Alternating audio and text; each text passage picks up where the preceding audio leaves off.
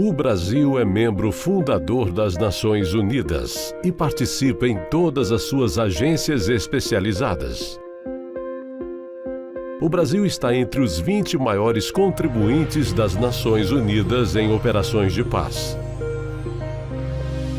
E possui uma importante participação em esforços de manutenção de paz no Oriente Médio, ex-Congo Belga, Chipre, Angola, Moçambique e, mais recentemente, Timor-Leste e Haiti.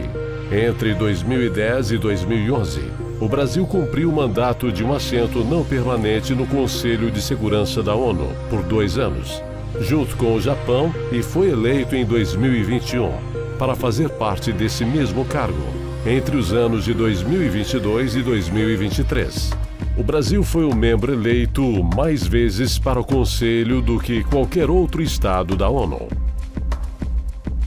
E neste vídeo você vai ficar sabendo muito mais. Fique aqui conosco, fique à vontade. Até o final, nós vamos falar detalhes de uma história muito interessante. Combinado? E aproveite, dê um like e se inscreva em nosso canal. Assembleia Geral. O Brasil tem tradicionalmente desempenhado um papel relevante na Assembleia Geral das Nações Unidas. Historicamente, o Brasil sempre faz o primeiro discurso nas assembleias. Mas por que será?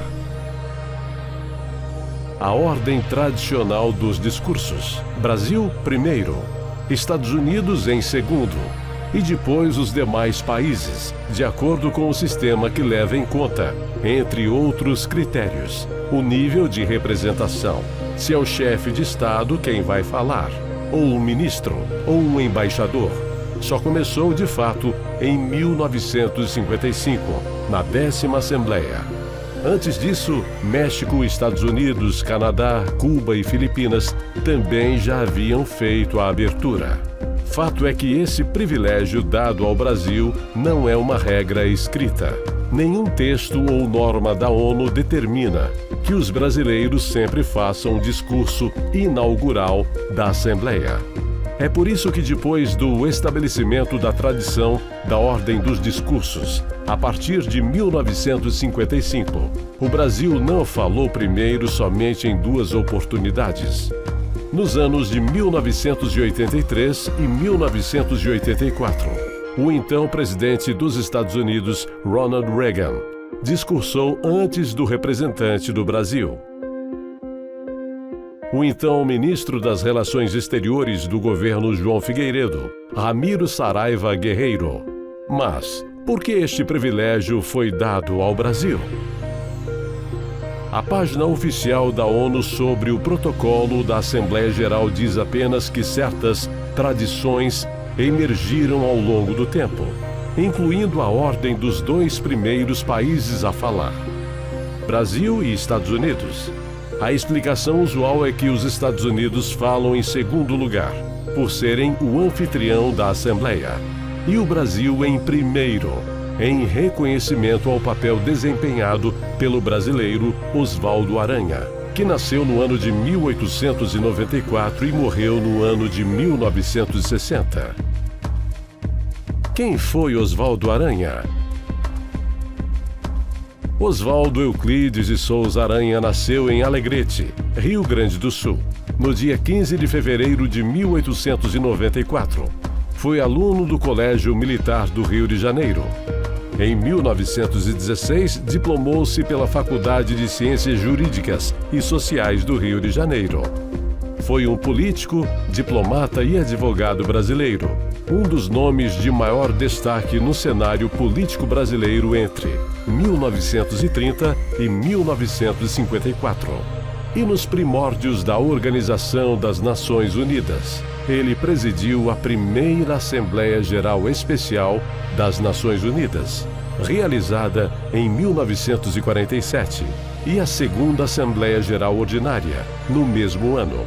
Essas 2 reuniões tiveram o papel histórico de determinar, por meio da Resolução 181 da Assembleia Geral, a participação da Palestina entre árabes e judeus, abrindo caminho para a criação do Estado de Israel. Em 2012, porém, o colunista do New York Times, Michael Pollack, ofereceu uma interpretação alternativa para a ordem dos discursos. Segundo ele, o astro principal geralmente tem um show de abertura. A Assembleia Geral é um lugar lotado, com delegados de 193 Estados-membros ainda chegando e procurando seus lugares durante os pronunciamentos iniciais. O discurso do Brasil oferece um modo diplomático de todo mundo se ajeitar para o que costuma ser a atração principal: o presidente dos Estados Unidos. É uma forma de inferiorizar a representatividade do Brasil nas Nações Unidas e enfatizar os Estados Unidos. Particularmente, discordamos veementemente dessa teoria esdrúxula. Os discursos de abertura proferidos pelos representantes brasileiros costumam apresentar uma avaliação da situação internacional como pano de fundo, para expressar o ponto de vista brasileiro sobre as principais questões. Em 21 de setembro de 2011, a presidente Dilma Rousseff se tornou a primeira mulher a abrir um debate geral desde a fundação das Nações Unidas. Conselho de Segurança. O Brasil foi eleito 11 vezes para o Conselho de Segurança das Nações Unidas e atualmente está empatado com o Japão como o país que tem servido o maior número de anos como membro eleito. Reforma do Conselho de Segurança. O Brasil está ativamente engajado para a reforma do Conselho de Segurança das Nações Unidas e procura angariar apoio para um assento permanente com o poder de veto. Formou uma aliança chamada G4 com a Alemanha, Índia e Japão, com a finalidade de apoiar cada um para assentos permanentes. A proposta prevê uma expansão do Conselho de Segurança entre categorias permanentes e não permanentes. A iniciativa tem sido apoiada por uma ampla coalizão de Estados-membros de todos os grupos regionais das Nações Unidas. Os Estados Unidos enviaram fortes indícios para o Brasil que estava disposto a apoiar os membros, embora sem poder de veto. Em junho de 2011, o Conselho de Relações Exteriores recomendou que o governo dos Estados Unidos aprovasse totalmente a inclusão do Brasil como membro permanente do Conselho de Segurança.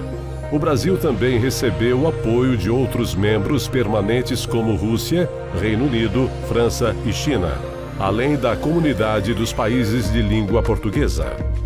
Manutenção da paz. Um soldado brasileiro da ONU no Haiti. Como membro fundador das Nações Unidas, o Brasil possui uma longa tradição de contribuir para as operações de paz. O Brasil participou de 33 operações das Nações Unidas e contribuiu com mais de 27 mil tropas.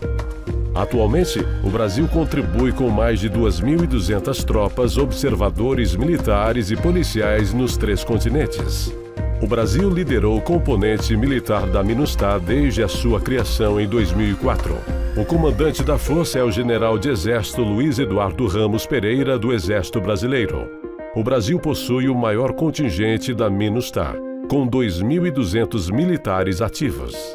O Brasil também lidera a UNIFIL. Desde fevereiro de 2011, a UNIFIL está sob o comando do contra-almirante Luiz Henrique Caroli, da Marinha do Brasil.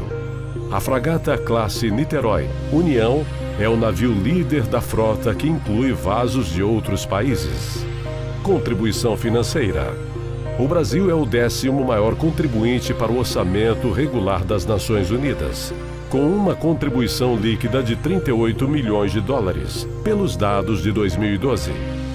Interessante, vocês não acham? E agradecemos por ter assistido até aqui e lhe fazemos um convite a assistir outros vídeos de nosso canal, aqui na tela final.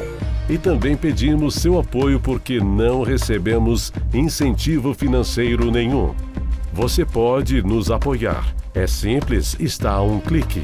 Inscreva-se em nosso canal, aperte o sino e faça o seu comentário.